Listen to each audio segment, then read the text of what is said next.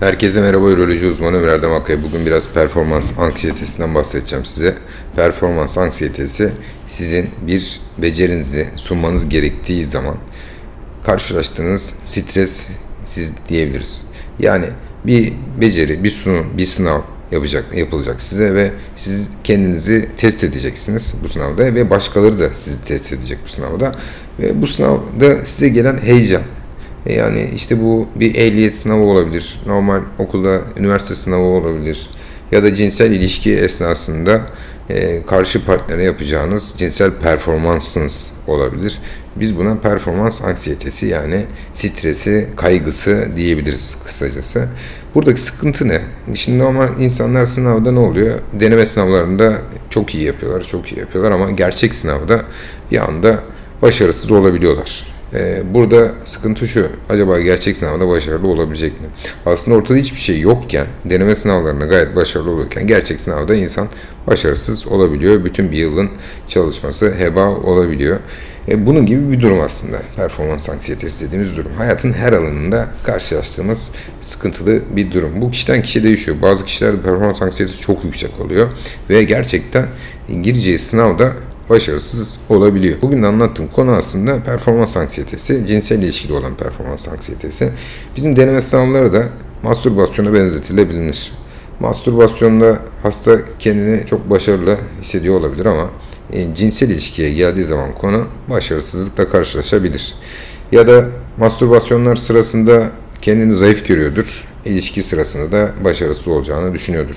Şimdi performans anksiyetesi hiç ilişkiye girmemiş bir erkekte de olabilir. O da şöyle anlatayım mesela. Mastürbasyon yapıyordur ki hani bunu hemen bir örnek de verebilirim. Bir danışanımdan daha geçen hafta aradı. Olay şu. Arkadaşımız mastürbasyonda erken boşalıyor ya da partneriyle girdiği oral ilişkilerde erken boşalıyor.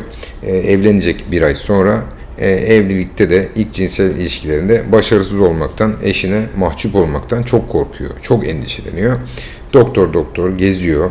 Fellik gezdikten sonra tabii illaki bu kadar gezdikten sonra bir doktor da ona diyor ki penis başı dolgusu yapalım. Bu kadar gezerseniz tabii illa bir şey yapacak bir doktorla da karşılaşırsınız. Ama bu hastamız için daha önce hiç ilişkiye girmemiş, cinsel ilişkideki performansının bilemediğiniz bir insana penis başı dolgusu yapmak en son yapılacak tedaviyi ilk başta yapmak gibi bir durum oluyor. Neden? Çünkü bu hastanın cinsel tecrübesi yok, cinsel bilgisi hiç yok.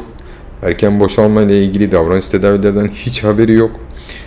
Herhangi bir ilaç ya da medikal tedavi kullanmamış. Direkt olarak penis başı dolgusu yapmak normal fizyolojiyi de bozuyor. Çünkü belki bu kişinin cinsel hayatı başladıktan sonra bu kişi normal boşalacak ama penis başı dolgusu yaptığınız zaman bu sefer geç boşalmaya başlayacak belki de. Onu da bilmiyorsunuz yani. O yüzden bu tam bir performans anksiyetesi problemi olan hasta. Yani bu hastaya benim önerim şuydu.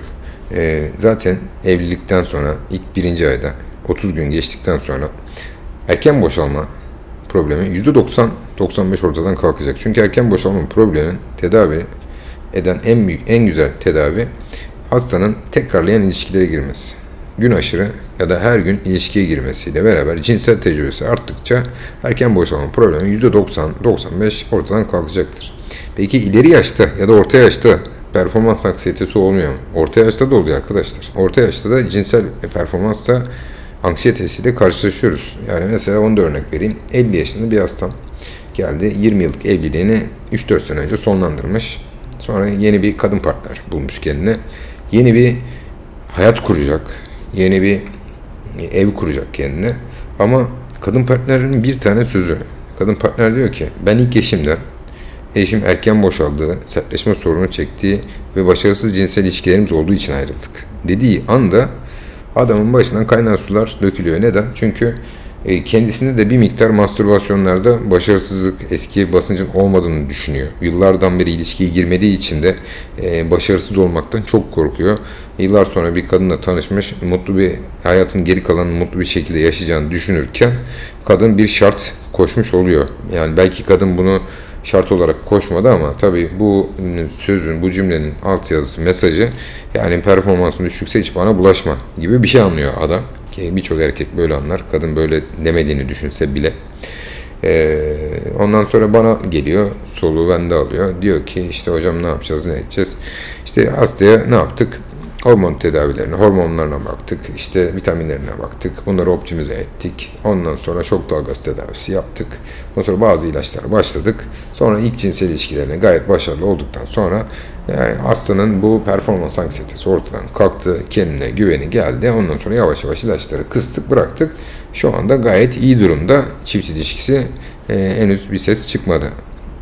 Tabii ki kadın partnerin böyle bir şart koşması çiftin ilişkisini, cinsel ilişkisini değil ama normal ilişkisini aslında bayağı bir sıkıntıya sokuyor. Neden sıkıntıya sokuyor? Bu şart koşması kadının, bak böyle olursa ayrılırız falan demesi, erkeği performans anksiyetesine sokuyor ama bu çiftin ilişkisine başka problemleri de yol açabilir. Çünkü böyle bunu söyleyen, cinsel ilişkide bunu söyleyen bir kadın başka konularda, başka şartlarda koşmuş olabilir.